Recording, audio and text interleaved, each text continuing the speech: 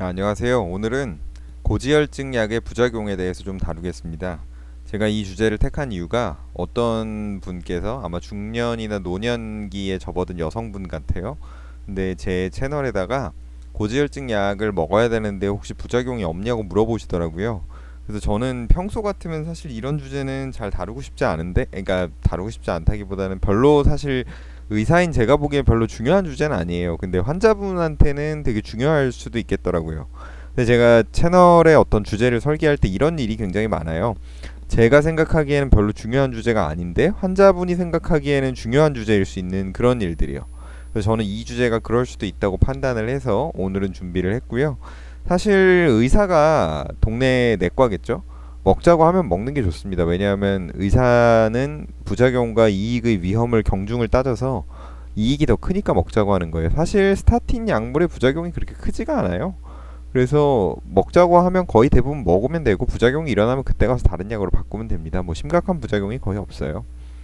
예, 그래서 한번 보시면은 그래서 이거는 그냥 뉴스 하나 가지고 온 건데 고지혈증 약, 스타틴 약물의 부작용과 해결책에서 엄청 무서운 기사를 써놨어요. 막 모르는 사람이 들으면 엄청 무서울 것 같아요.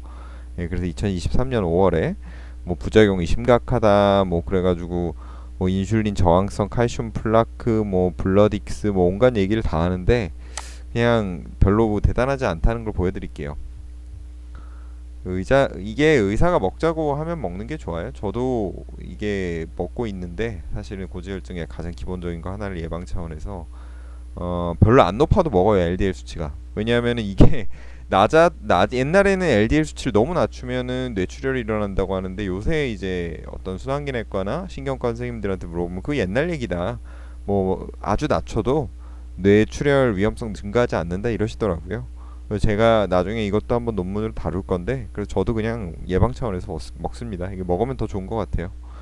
예, 그래서 스타틴 세라피 리뷰 오브 세이프티 앤 포텐셜 사이드 이펙트라는 논문이죠. 2016년에 그냥 리뷰 논문이고 그렇게 유명한 건 아니에요. 근데 이거는 논문으로 그렇게 나올 만한 주제가 아니라서 이제 그래서 뭐 이제 보고된 걸 매드라인을 통해서 한번 쭉 찾아봤다는 거죠. 매드라인이라는 미국 국립의학도서관 데이터베이스예요.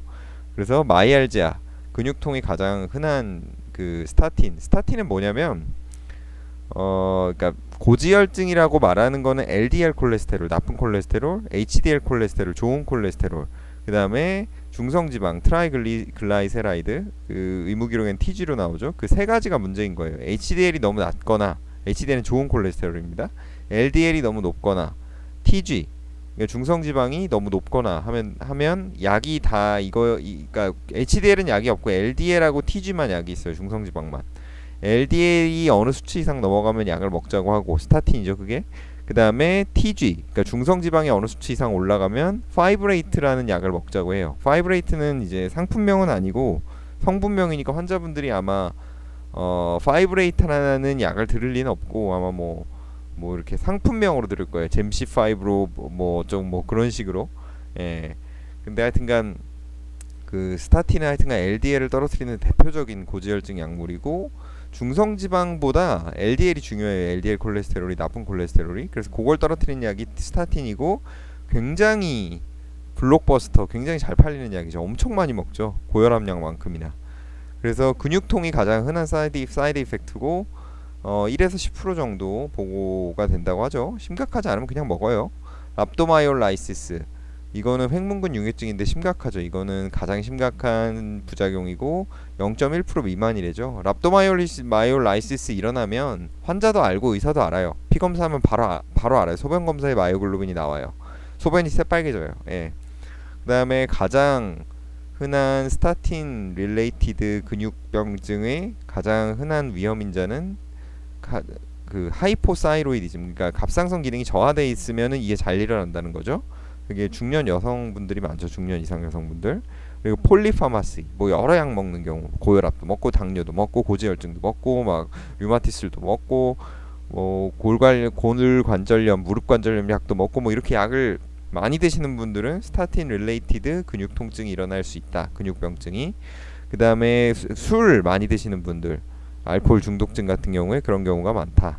그래서 이 세 가지 갑상선 기능 저하증, 약 많이 드시는 경우 여러 약, 그 다음에 알코올 중독증, 알코올 남용, 뭐 요가 요 세 가지 경우에는 스타틴을 먹었을 때 관련돼서 근육병증이 많이 생긴다 이 얘기죠. 그 다음에 뭐 간 수치 벗어나는 건 되게 흔하대요. 이건 저도 많이 봤어요. 1%까지도 100명 중에 1명까지도 영향을 미칠 수 있다고 하는데 임상적 중요도는 낮다는 거죠. 그냥 뭐 간 좀 깨져서 간 수치 올라가 있는 거지 뭐 그게 뭐 크게 뭐 영향을 미치지 않는다 이 얘기죠. 그다음에 어떤 스타틴 약들은 스타틴 종류가 한 6, 7개 있어요. 쓰이는 게.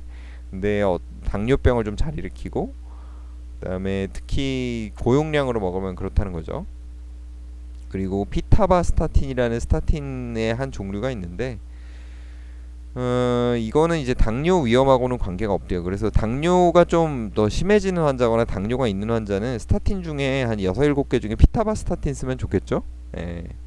그리고 스타틴은 암을 일으키거나 어떤 치매를 일으키거나 어떤 기분장애, 우울증이나 조증을 일으키거나 조울증 아니면은 급성 간질성 신질환을 일으키지 않는다고 보고돼 있죠. 이게 그 일으키지 않을까라는 보고가 이전에 있었는데 아니라는 거죠. 암하고도 관련 없고 치매하고도 관련 없고 기분장애, 우울증 같은 거하고도 관련 없고 급성 간질성 신질환하고도 관련이 없다는 거죠. 근데 다른 약들하고 먹었을 때 좀 인터랙션이 좀 보고가 됐대요. 특히 사이토크롬 P450 엔자임이라는 효소를 건드리는 약들하고 같이 먹었을 때 문제가 되는 거죠. 이건 왜냐하면 같이 대사되거든요. 이걸로. 그러니까 이 경쟁 관계인 거죠. 어떤 측면에서는. 그래가지고 대부분의 사람들에게는 스타틴이 안전하다. 근데 뭐 약을 굉장히 많이 드시거나 뭐 이런 분들은 좀 롱텀 사이드 이펙트를 봐야 된다 이 얘기고 인터랙션에 관해서 좀 말씀드릴게요. 우선은 이거는 테이블 1은 어떤 사람이 스타틴 관련 독성에 약하냐인데 보지 마세요 그냥.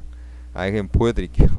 예, 여성이거나 나이가 80세 이상이거나 갑상선 기능 저하증이 있거나 알코올 남용을 하거나 알코올 중독증이나 약을 이것저것 많이 드시거나 뭐 고혈압, 당뇨, 고지혈증, 골관절염, 류마티스 관절염 이런 거 다 드시고 계시거나 아니면은 만성 신장 질환이라든가 당뇨라든가 만성 간 질환이라든가 이런 멀티 시스템 디지즈를 갖고 있는 경우 그 다음에 노쇠가 있는 경우 이거 근육량이 어떤 일정 이상 떨어져서 굉장히 연약한 노인 있죠. 그걸 떠올리면 돼요. 여기 진단 기준이 있어요. 다음 시간에 다뤄볼게요. 다음 뭐 언젠가.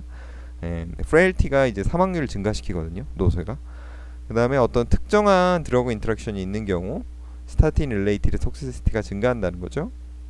보시면은 이거는 이제 피타바스타틴, 아톨바스타틴, 로수바스타틴, 심바스타틴, 프라바스타틴, 플루바스타틴 다 성분명이죠.